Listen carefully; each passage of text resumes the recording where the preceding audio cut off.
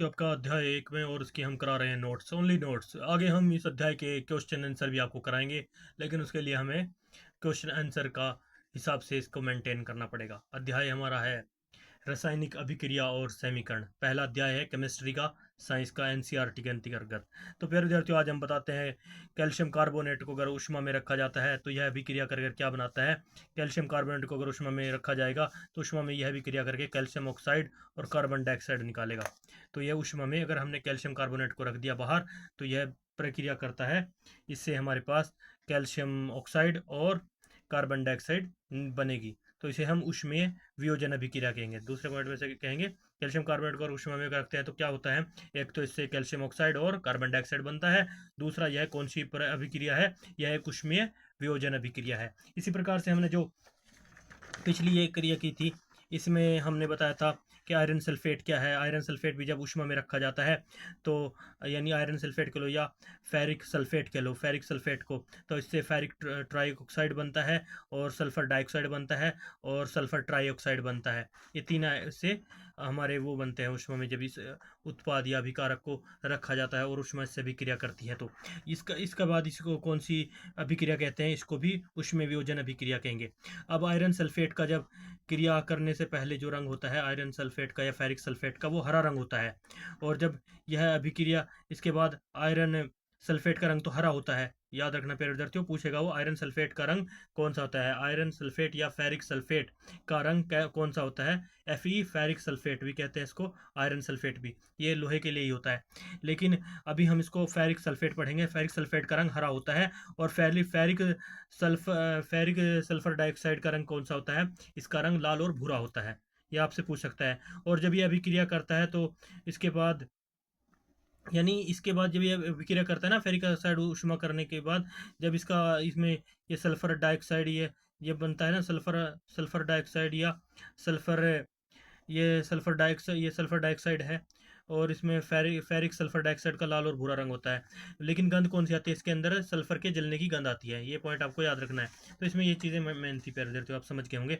इसी प्रकार से हम कैल्शियम कार्बोनेट को जब ऊष्मा में गर्म किया जाता है, ऊष्मा में जब इसकी अभिक्रिया होती है तो इससे कैल्शियम ऑक्साइड और प्लस कार्बन डाइऑक्साइड बनती है। इसी प्रकार यह ऊष्मीय वियोजन अभिक्रिया है। इसके बाद हम बात कर लेते हैं लेड नाइट्रेट। लेड नाइट्रेट क्या होता है, शीशा होता है। इसको शीशा भी बोलते हैं। शीशे का जो रासायनिक सूत्र होता है उसको लेड नाइट्रेट बोला जाता है। उसका सूत्र है पी और इंटू में NO3 और गुणा में 2। इसके साथ में ये ऑक्सीजन की मात्रा जो है 6 है और नाइट्रोजन भी इसकी 2 है। तो इस प्रकार से ऑक्सीजन 6 है इसमें। तो इस प्रकार से ये होता है प्यारे विद्यार्थियों, उसका रासायनिक सूत्र याद रखना। इसको हम लेड नाइट्रेट कहते हैं। अब लेड नाइट्रेट को जब ऊष्मा में ये भी प्रक्रिया करता है ऊष्मा के साथ, तो ऊष्मा में जब इसको अभिक्रिया करेगा तो इससे बनेगा हमारे पास लेड ऑक्साइड बनेगा। और ये क्या नाम है, नाइट्रोजन ऑक्साइड बनेगा और ऑक्सीजन रिलीज होगा इसमें। तो क्या है, यह कौन सी अभिक्रिया है, यह भी उसमें वियोजन अभिक्रिया है। और इससे कौन सा धुआं निकलेगा, इसमें जब हम आप देखते हो ना दिवाली के दिनों में फुलझड़ियाँ वगैरह लाते हैं, पटाखे लाते हैं, तो उनसे भूरे रंग का धुआं निकलता है। तो वो भूरा रंग धुआं किस वजह से निकलता है, नाइट्रोजन ऑक्साइड की वजह से, नाइट्रोजन ऑक्साइड की वजह से।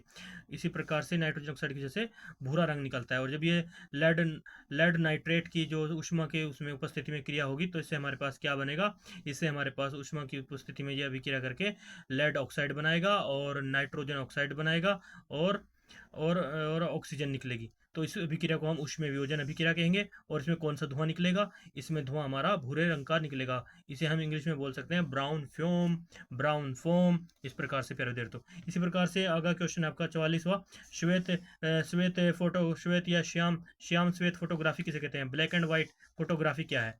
ये भी बहुत बड़ा क्वेश्चन है। ये 2023 में आया था प्यारे विद्यार्थियों, आप अपने पेपर चेक कर सकते हैं। 2023 में ये एग्जाम में आया था। तो 2023 के एग्जाम में पूछा था।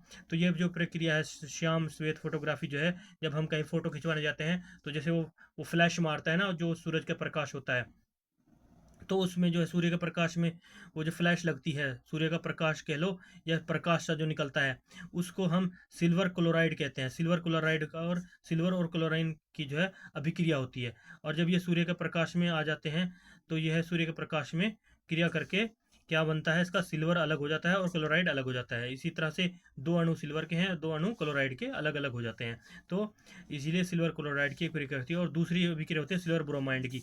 ये भी सूर्य के प्रकाश में जब करता है अभिक्रिया। अगर तुमसे पूछेगा photo black and white photography का उदाहरण दे, श्याम या श्वेत फोटोग्राफी का आप रासायनिक सूत्र लिखिए, वो बताइए, तो आपको लिखना होगा सिल्वर क्लोराइड सूर्य का प्रकाश में क्रिया करके क्या बनाते हैं, सिल्वर और प्लस क्लोराइड, ये निकलता है। इसी प्रकार से दूसरा एग्जाम्पल भी है इसका, सिल्वर ब्रोमाइड। सिल्वर और ब्रोमाइड अलग हो जाते हैं, सिल्वर ब्रोमाइड एक साथ अलग है, साथ में है, सूरज का प्रकाश में प्रक्रिया करेंगे तो सिल्वर अलग हो जाएगा, ब्रोमाइड अलग हो जाएगा। तो ये अगर आपसे पूछे क्वेश्चन में श्याम श्वेत फोटोग्राफी का उदाहरण दो या ब्लैक एंड व्हाइट फोटोग्राफी का उदाहरण दीजिए, तब आपको ये लिखना होगा। समझ गए होंगे प्यारे विद्यार्थियों, उम्मीद है आपसे। उसके बाद आ जाती है आयरन यानी ferric iron plus copper sulphate को आपस में, यानी Fe यानी फेरिक ऑक्साइड प्लस कार्बन, ये कॉपर सल्फेट को आपस में जब प्रक्रिया करते हैं तो क्या होता है। तो मैंने आपको पहले बताया था प्यारे विद्यार्थियों, आयरन जो है, ये फेरिक जो है, लोहा जो है, वो अधिक संवेदनशील है, अधिक रिएक्शन करता है कॉपर की बजाय, तो कॉपर कम अभिक्रियाशील है। तो ये आयरन जो है कॉपर से, ये सल्फर से जल्दी क्रिया कर लेगा, तो इसलिए हमारे पास क्या बनेगा, इसके साथ क्रिया करने से copper iron sulphate ferric sulphate बनेगा और कॉपर अलग हो जाएगा, कॉपर अलग हो जाएगा। तो इसको कौन सी अभिक्रिया करेंगे, इसको हम अभिक्रिया कहते हैं विस्थापन अभिक्रिया। अगर आपसे पूछे विस्थापन अभिक्रिया का एग्जाम्पल दीजिए, तो विस्थापन अभिक्रिया का एग्जाम्पल यानी Fe प्लस COSO4 लिखकर आप लिख सकते हैं फेरिक सल्फेट प्लस कॉपर। ये आपका विस्थापन अभिक्रिया का उदाहरण होगा, विस्थापन अभिक्रिया का उदाहरण होगा। इसको हम विस्थापन अभिक्रिया भी कहते हैं एग्जाम्पल के उदाहरण के तौर पे। उसके बाद कॉपर सल्फेट का रंग कौन सा होता है, कॉपर सल्फेट का रंग नीला और मलिन होता है, नीला और मलिन होता है। अभिक्रिया करने के से पहले जो है ये नीले रंग का भी हो सकता है, मलिन का मतलब होता है मिट्टी के रंग का होता है, मिट्टी जैसे मिट्टी का रंग होता है ना, ऐसा मिट्टी का रंग का होता है, मलिन होता है। लेकिन आयरन का जो फेरिक ऑक्साइड है, फेरन आयरन का रंग भूरा होता है, भूरा भूरा रंग का होता है फेरिक ऑक्साइड, फेरिक ऑक्साइड या फेरिक जो होता है ना, Fe आयरन कह लो या इसको फेरिक कह लो, तो इसका रंग जो है भूरे रंग का होता है, याद रखना प्यारे विद्यार्थियों। इसके बाद बात कर लेते हैं रासायनिक समीकरणों को संतुलित करना। तो प्यारे विद्यार्थियों, रासायनिक समीकरणों को संतुलित करना हम आपको बताते हैं, आपको एग्जाम में पूछ सकता है वो कोई भी एक देकर, जैसे इसमें यहाँ पे समीकरण दे रखी है, जैसे हमारे पास यहाँ पर Mg प्लस ऑक्सीजन के 2 दे रखा है और यहाँ पर लिख दिया MgO, तो कैसे इसको बराबर करेंगे प्यारे विद्यार्थियों। तो सबसे पहले देखना है कि इसमें इस पार्ट में कितना भाग है, Mg इसमें एक है, यहाँ पर Mg एक है, तो यहाँ पे एक एक है, तो घबराना नहीं, बैठ देते, इसको बराबर करना है। और ऑक्सीजन यहाँ पर 2 है, यहाँ पे ऑक्सीजन 1 है। जब यहाँ पे ऑक्सीजन 2 1 है और यहाँ पे 2 है, तो इसको ऑक्सीजन को बराबर करने के लिए क्या करना पड़ेगा, हम यहाँ पे 2 से मल्टीप्लाई कर देंगे डायरेक्टली, यहाँ पे द्रव्यमान बराबर करने के लिए। तो ये 2 लिख दिया और इसलिए यहाँ पे अब ऑक्सीजन की वैल्यू 2 हो गई। तो अब फिर दोबारा से चेक करना है, यहाँ पर Mg कितनी है, मैग्नीशियम कितनी है, 1 है, यहाँ पे मैग्नीशियम कितनी हो गई, 2 है, तो मैग्नीशियम 2 हो गई, तो इसको भी बराबर करना है इधर से। और ऑक्सीजन कितनी हो गई, वो तो ऑक्सीजन ऑलरेडी 2 है, तो 2 है, तो बस क्लियर है। तो अब हमारे पास मैग्नीशियम की बात आ जाती है, तो मैग्नीशियम को बराबर कर देंगे, तो हमारे पास मैग्नीशियम 2 हो जाएगी। इस प्रकार से हमारी जो संतुलित समीकरण बन गई, आपस में बराबर हो गई। इस प्रकार से इसका अगर 2MgO मैग्नीशियम ऑक्साइड बन जाएगा। तो प्यार उम्मीद करते प्यार देर, तो इस प्रकार से ही हमारी पहली समीकरण संतुलित हो गई। इसके बाद बात कर लेते हैं दूसरा समीकरण, इसने एग्जाम्पल के तौर पे देखा है H2O दे रखा, पानी दे रखा है, और पानी तोड़ने के बाद पानी से दिखा रहा है यहाँ पे H2O प्लस O2 दिखा रहा है। तो इस प्रकार से ये हमारे पास समीकरण दे रहा है। तो यहाँ पर हम सबसे पहले देखना होगा यहाँ पे कितनी वैल्यू है H की वैल्यू यहाँ पर 2 है, यहाँ पर H की वैल्यू कितनी है, 2 है। यहाँ पे ऑक्सीजन की वैल्यू कितनी है, ऑक्सीजन की वैल्यू यहाँ पे 2 है, यहाँ पे ऑक्सीजन की वैल्यू 1 है। तो इसको प्यारे विद्यार्थी आप इस प्रकार से भी लिख सकते हो, H2O वैल्यू कितनी है, यहाँ पे H2O की वैल्यू 2, उसके बाद ऑक्सीजन की वैल्यू 1, तो ये एक पार्ट ये है। और दूसरा पार्ट बराबर में कितना दे रखा है यहाँ पे, क्योंकि हमें बराबर करना है, इधर दे रखा है H2O की वैल्यू 2 है और यहाँ पे ऑक्सीजन की वैल्यू 2 है। तो क्या करना है प्यारे विद्यार्थियों, अब यहाँ पे ऑक्सीजन की 2 वैल्यू है, यहाँ पे 1 है, तो इसके साथ मल्टीप्लाई करेंगे, इस साइड के साथ मल्टीप्लाई करेंगे, तो यहाँ पे भी H2 है, यहाँ पे वो 2 है, तो यहाँ पर मल्टीप्लाई करेंगे बराबर करने के लिए, ताकि ऑक्सीजन की वैल्यू हो जाए। तो यहाँ पे हम 2 रख लेते हैं, तो यहाँ पे 2 रख लिया, तो क्या हो गया, अब हाइड्रोजन की यहाँ पे 2 वैल्यू है, अब यहाँ पे हमने क्या किया, 2 से गुणा कर दिया, तो हाइड्रोजन की वैल्यू कितनी हो गई, 4 हो गई यहाँ पे, और ऑक्सीजन की वैल्यू भी 2 हो गई, क्योंकि इससे गुणा करने के बाद ऑक्सीजन भी 2 हो गई, यहाँ पे गुणा होने पर ये 2 हो गई ऑक्सीजन की वैल्यू।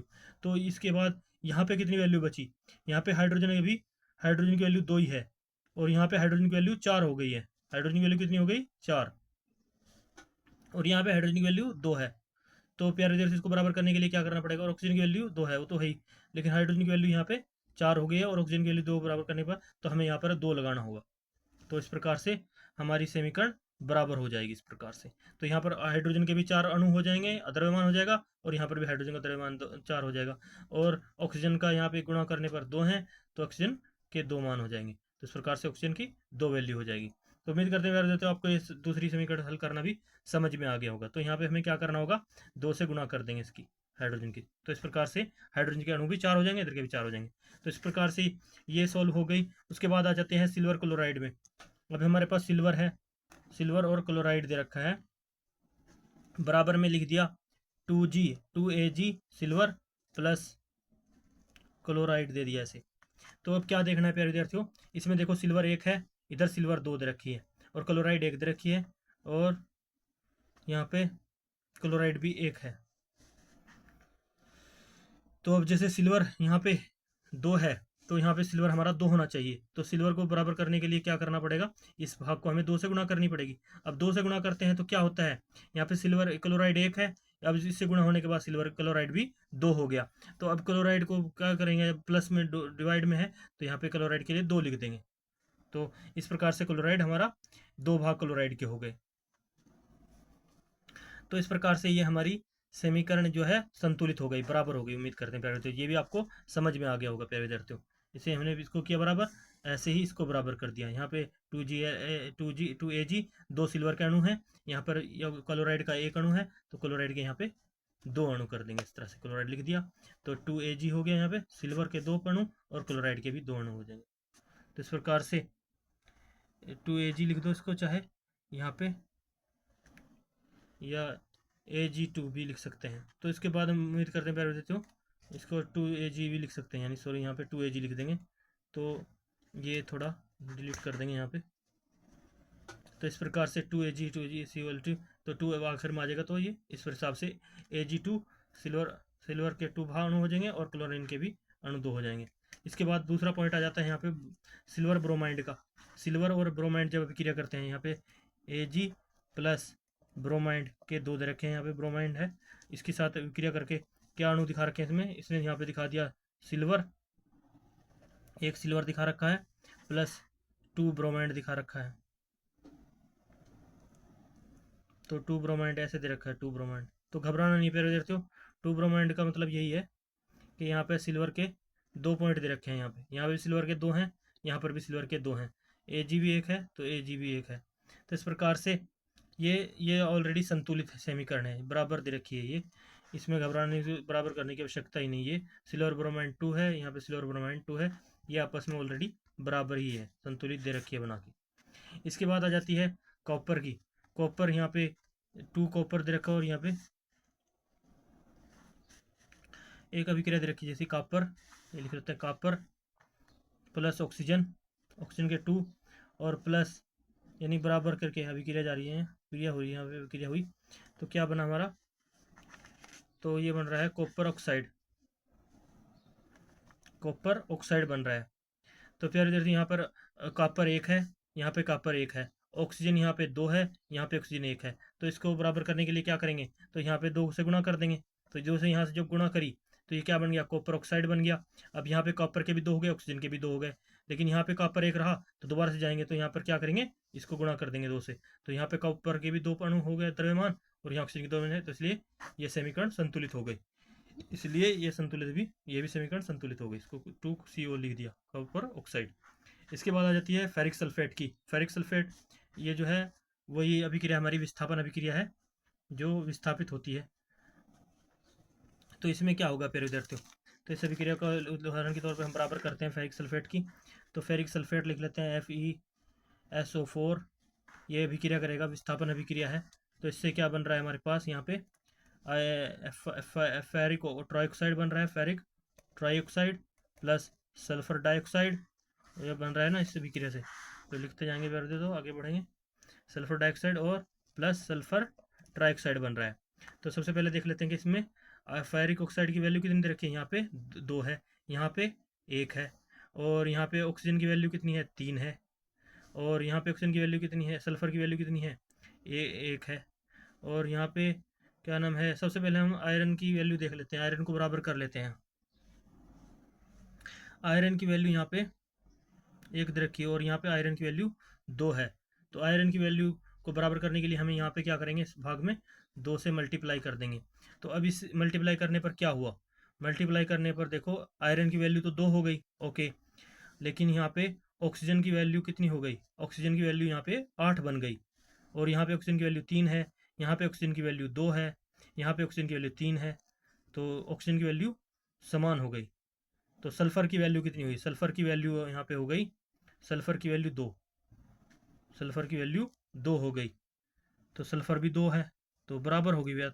तो इसलिए हमारे पास क्या आएगा प्यारे विद्यार्थी, यहाँ पे हमारा 2 लग जाएगा, तो ये अभिक्रिया बराबर हो जाएगी। आयरन के 2 पॉइंट हो गए, यहाँ पे ऑक्सीजन के 3 पॉइंट हो गए, और यहाँ पर भी ऑक्सीजन के 3 पॉइंट हो गए, क्योंकि ऑक्सीजन 8 हो गई थी, 4 दूनी 8। जब इसके साथ यहाँ 2 रखेंगे तो ऑक्सीजन 4 दूनी 8 पॉइंट हो जाएंगे, सल्फर 2 हुए, तो सल्फर का 1 पॉइंट ये है, सल्फर का 1 पॉइंट ये, 2 सल्फर आ गए, इसमें एक सल्फर डाइऑक्साइड बन गया, एक फेरिक ट्राइऑक्साइड बन गया, और इस प्रकार से हमारी अभिक्रिया कंप्लीट हो गई। उम्मीद करते हैं प्यारे देर तो आपको समझ में आया होगा। तो इस प्रकार से आप समझ गए होंगे, ऑक्सीजन के टोटल 8 अणु हैं, तो ऑक्सीजन के यहाँ पे 3 है, यहाँ पे 3 है, 3 और 3 6, और ऑक्सीजन के 2 यहाँ पे 8 हो गए पूरे। तो इस प्रकार से ये अभिक्रिया हमारी कंप्लीट होती है। अभी बाकी ये मैंने प्यारे विद्यार्थियों अभी तक आपको नोट्स कराया है, बाकी हम आपको क्वेश्चन आंसर भी कराएंगे इसी भाग के अगली जब हम आपको वीडियो बनाएंगे उसमें। तब तक के लिए बाय बाय।